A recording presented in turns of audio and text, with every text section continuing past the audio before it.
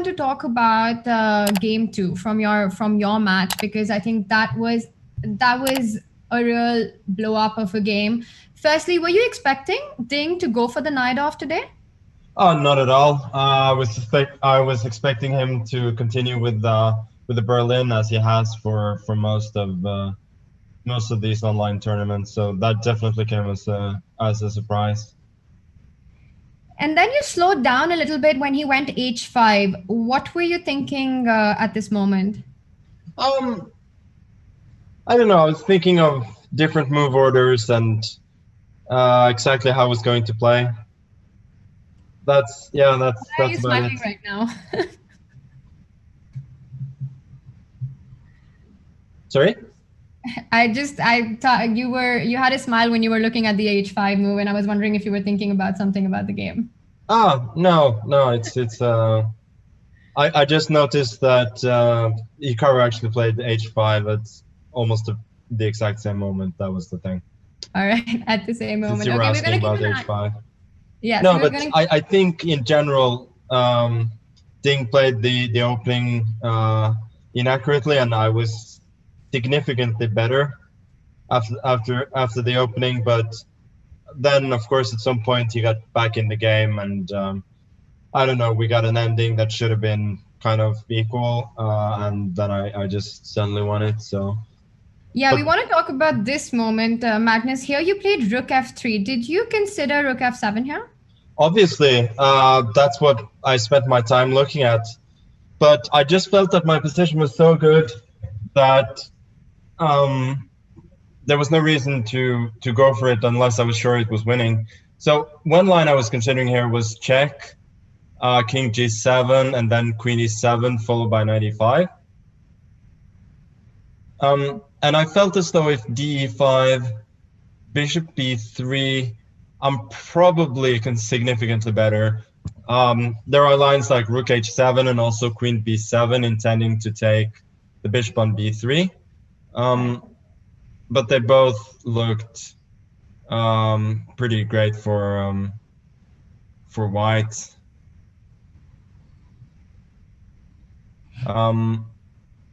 But I was not so sure what happened if he's gone rook.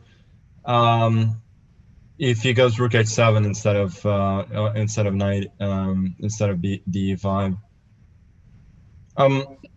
And so I understood that knight e7 was winning somehow, but I didn't see it there either. Like knight e7, he goes rook h7, and then I just wasn't sure. Probably rook f1 wins. That's the thing. Right, yes, the computer gave a big advantage with rook f7 and this knight e7 line. And so after playing rook f3, there was a big shift in the evaluation. And obviously this is all engine stuff. Did you still felt that you were doing well at this point? Oh yeah, I felt that I was still significantly better here. But I think afterwards it sort of fell a bit apart. By the way, now Hikaru is completely winning. Yeah, so. This looks totally lost, no? Yeah. Yeah, wow. So that would mean Daniel Dubov in big trouble. All right, let's get back to your game, because we do have the live board on, and it looks like Black is doing very, very well here. So in your second game, just if we can have that position up. Right about here, you suddenly shifted your entire play to the queen side, and from being very aggressive, playing towards the other side of the board. And then Black somehow stabilized. Did you have the feeling that something's gone wrong, or were you still feeling good about your position around here? No, I was feeling good all the way until he played bishop g5, which I'd missed. Okay. And then I thought it was just a mess. Yeah, he did have this chance to go knight e6 and knight c5, but I think he just made a really big mistake when he traded, and this ending is just really bad for Black. For Black. Yeah, that is probably correct. Yeah, I guess here he would have been fine, but I think what I did there on move 45, rook f2, and then bishop f1, that was really, really important. And that sort of kills it, because otherwise he would have had serious counterplay with d3. but here I'm just in time to consolidate, and then my pawns just run. Right. And then the next game, both of you were taking a lot of time in the opening, Magnus, and suddenly C3 on the board. Tell us what happened before C3. Were you completely out of prep? Because a lot of time had been burnt by now. Yeah, he didn't really play what I expected there in the opening, and it's I feel like it's a position where black must be fine, but he clearly had looked at it at least somewhat, and I mean, I'm not the night of specialist at all, so that kind of makes it more difficult. Yeah. Right. Uh, and so I mean, I spend a lot of time, but I couldn't really figure it all out. But I felt that I made one really big mistake here. Yeah, Queen C7 I think was okay. Queen E1, 94. 94, then of course he can take on E6 and then take on E4, but I felt that this sort of ending was defensible. Right. And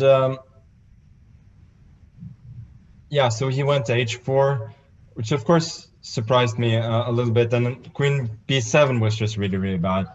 That was yeah, that was not good at all. But then he returned the favor instantly by going C3. Do you think that was just an oversight, missing bishop A3 completely? I have no idea what he was thinking, because I mean, immediately after I made the move, I realized he has knight B3, and I think I'm just lost.